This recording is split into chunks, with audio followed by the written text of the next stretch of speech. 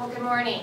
The governor and I have made the goal of creating 200,000 new jobs in Iowa while at the same time making state government more effective and efficient.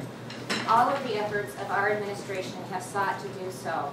Governor Branstad and I visit all 99 counties each year, having the opportunity to meet with small business owners, working families, and concerned citizens in every single corner of the state. As part of this effort, we joined with legislators on a rules and regulation tour because we value public input and we are an administration that is willing to listen. What has become apparent in our travels is that public input is vitally important, but it is a missing component of our state government in our rules and regulations process. Iowa government has the responsibility to protect the health, safety, and welfare of the people of the state of Iowa. We must enact regulations that achieve this goal as effectively and efficiently as possible. Unfortunately, many times these rules and regulations put barriers to job creation in place. They impose unnecessary impediments on our state citizens. They increase the cost to consumers as well as small business owners. We believe that many of these impediments and costs can be prevented with greater stakeholder involvement in this process. And now it is my pleasure to turn it over to Governor Branstad to make the announcement for this morning.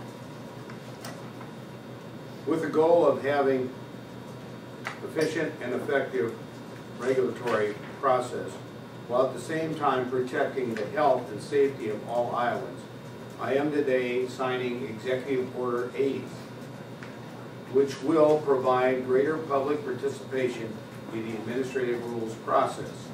Our state will be well served by greater public participation and stakeholder input for regulation and administrative rules. Public participation in the formation of administrative rules will help our state to reform burdensome regulations and prevent over-regulation or red tape, encouraging efficiency, economic growth, and job creation. With this executive order, agencies will create stakeholder rulemaking groups consisting of individuals who can adequately represent the interests that will be significantly affected by a draft rule proposal or subject matter. These groups will then notify the public of their meetings, receive public comment and input, and then make recommendations to the entity with rulemaking authority.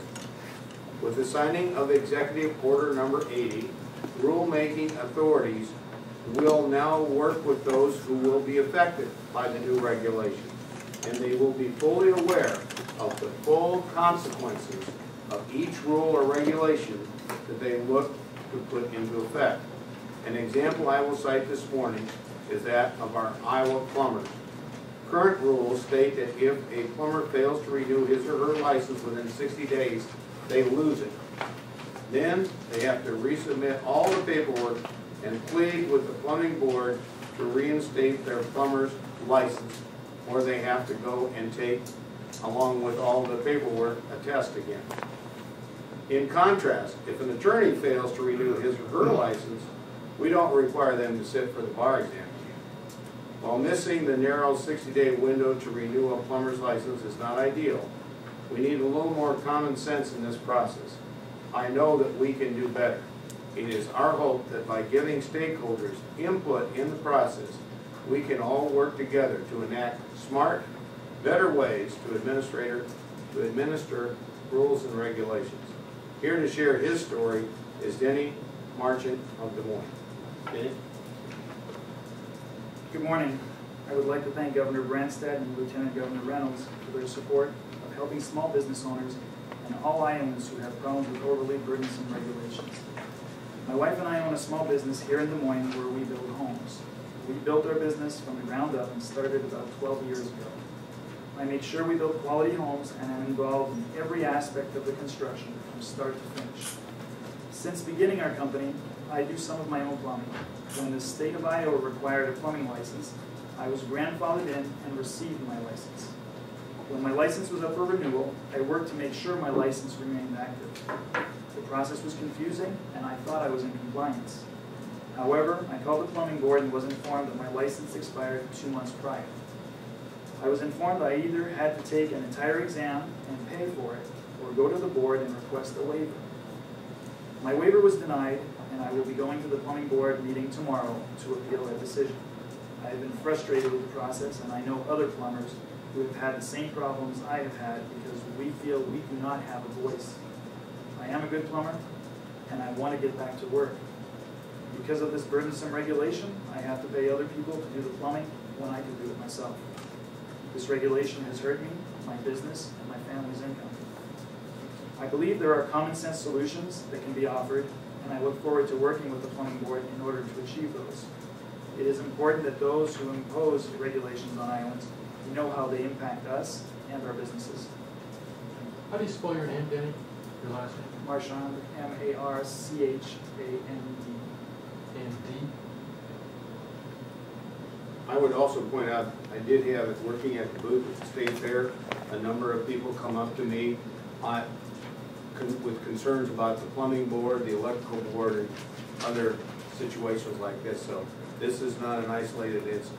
There are a number of situations like this. Questions? Isn't there already a public hearing in the rulemaking process? Well, we think that having the people that are directly affected, the biggest problem with administrative rules is unintended consequences. When they do something and the people on the board maybe don't realize the impact on the people that are directly affected. By having this input and the people that are directly affected, having some input in this process, we think it can avoid these unintended consequences, what we've seen happen too often. Does this affect rules that are implemented on an emergency basis? This is a separate process, the stakeholder rulemaking group, where input is gathered before the rulemaking process even starts. So this is a pre-process in a sense. So what we're saying, okay, if you have a new law that's going to establish, and then you have to establish rules to implement that law, oftentimes what we hear is the rules may go beyond what the intent were, or be more complicated, or just make it more difficult for the people that are trying to make a living doing their business. And this is designed to get input from them so that you have the people, stakeholders that are directly affected by these regulations, be able to give their input and impart the knowledge and experience that they have to the people that are making the regulations. We think this will make for better regulations, less red tape, and more common sense. I just have a question for Joe Royce. And how will this affect the emergency rulemaking process? Because as you're aware, for example, during floods and after tornado disasters and that kind of thing, you have implemented emergency rules. How does this affect that? Are they going to require to get a bunch of stakeholders before they can allow trucks to deliver water to people, or to make shipments for farmers, that type of thing? How is that going to work? Those are done under the, you're talking about under emergency situations? Right. Brenna, I don't know if you... No, nothing about the stakeholder rulemaking group will affect the emergency rulemaking process. This is a group that can be called by the head of an agency to solve a problem or to work through a contentious issue, to listen to the stakeholders. It's not required for every rule, and it doesn't affect emergency rulemaking. Okay. Well, it's just a great opportunity for the rules agency to hear firsthand from business owners so that they better understand the process. When you're implementing rules and regulations, to have a better understanding of the process that these owners go through, that brings great value to the process. As the Lieutenant Governor and I travel all 99 counties, and as we're at the fair, we have a lot of opportunity to just talk to ordinary Iowans. And one of the biggest complaints we hear is on regulations that they think are unfair or burdensome. And this is designed to try to prevent that. And it's often what we call unintended consequences. And we want to prevent those unintended consequences. We want some common sense built into it. And by having input and having this participation by the people that are directly affected, we think can go a long way towards preventing some of the problems of the past. Is there a system that the agencies are supposed to follow to create these rulemaking groups, or how are the people who are going to sit on these boards chosen? Well, we're going to ask the individual agencies to reach out to the people that are directly affected. in putting a group like this together. And I don't know if Brennan, any more you want to It's add? all spelled out in the executive order, and the agency head will make sure that all the different interests are represented as part of the stakeholder rule. Other questions on this It subject? sounds a little bit like you're adding another layer to the process for the sake We of are, we are. reducing. And what we're saying is, it's so easy for government to just put regulations in place and put people out of business and be an impediment to economic development and growth. When I ran for governor, I promised to change it. I promised to eliminate some of the unnecessary regulations and burdensome. And so we've been constantly reviewing those things that are outdated or outmoded that ought to be eliminated. And we're looking at how do we build safeguards in and make sure that people that are affected are not hurt or put out of business by unintended consequences of rules that were put in place. And we know the rulemaking process occurs after a law is passed. We implement that law, but we need to make sure that it conforms with the intent of the law and that it's not unnecessarily burdensome or create unforeseen problems. That's what this is designed to do. So this is, I think, a common sense approach and getting input from the people who are going to be directly affected. In the example of the voting changes that were made, and those were done emergency, before that could have happened, Secretary of State Schultz would have had. No. This doesn't affect elected officials. No, that's emergency rule. Right, it's not for every issue, just certain issues that require more stakeholder input. Right. No, and I think the Attorney General and the Secretary of State had a press conference on Friday fully explaining that situation. The Secretary of State has, I think, a very fair process, but we do have a situation where like 3,500 people that are not citizens have registered to vote in Iowa. Now that's a pretty significant number, and that's a problem that needs to be addressed. And it needs to be addressed in a fair and even-handed way. I think the Secretary of State, with the support of the Attorney General, is doing the right thing. Other cases though, like Denny, would you have known to go to one of these meetings when it came up, or was this something that, you know, you were an unusual case, so it came up after the rules were put in play, or would you have seen this and known to go to a meeting on state? There was no way for me to know about this. If you're part of a union, part of a big group, then they will let you know. But in my case, I think half of the ones that got licenses like I did, we have no way of finding out when there's meetings. The only way that I found out about any of these things was just by following the state regulators and asking questions. And they gave me information, I followed through. I was at the State House quite a few times. Even through that, they still managed to take away my license and not give me the information that I needed. I called, they gave me wrong information. Here I am. So you think there was a stakeholder meeting and you went to it and you would have? Yes. Then the small people would be represented. This is really designed to try to help small business. It doesn't have a lobbyist here all the time or have the benefit of a big organization with a lot of money. These are really to help the small businesses. Those are the people that are usually the most adversely affected by unintended consequences of rules at the federal or state level. We're certainly trying to do all we can at the state level to prevent these kind of things from happening. I have a question regarding the legislative elections upcoming. Governor, I know. Okay. So yeah. If, Governor, if the Republicans take control of both houses of the legislature, will you support an effort to put on the ballot the constitutional issue of marriage, one man, one woman? Well, yes, I've been on record for that all along. It's been Senator Branstad that's prevented that from being voted on in the Senate. It's passed the House, and Senator Branstad, and there was a majority in the Senate that supported it, including members of his own party. He refused to let it come to a vote. I think Iowans feel that it's not right for one person to prevent an issue of this importance and magnitude from being voted on. So if the Republicans control both houses, you do see Iowans getting a vote on the issue? It takes two general assemblies before the people would get a chance to vote on this.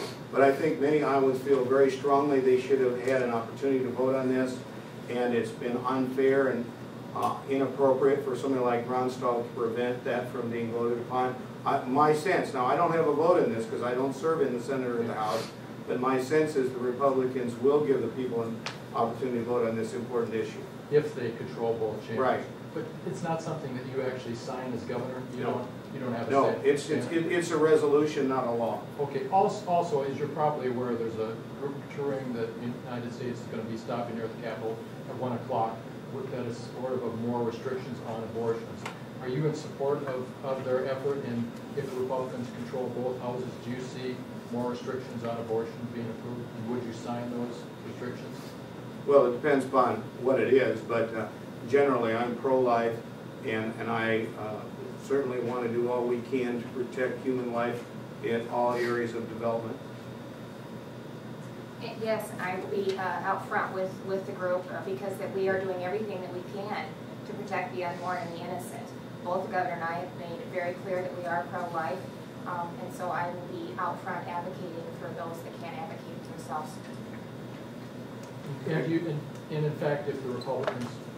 Well, again, it all depends upon, you know, that'd be speculating, but I think that generally Republicans tend to be pro-life, and I would think there might be an opportunity for action on pro-life issues if Republicans were the majority in both houses of the legislature. But again, it all depends upon how the elections come out, who's elected, and obviously each individual member of the House and Senate has the opportunity to vote their own convictions on these issues.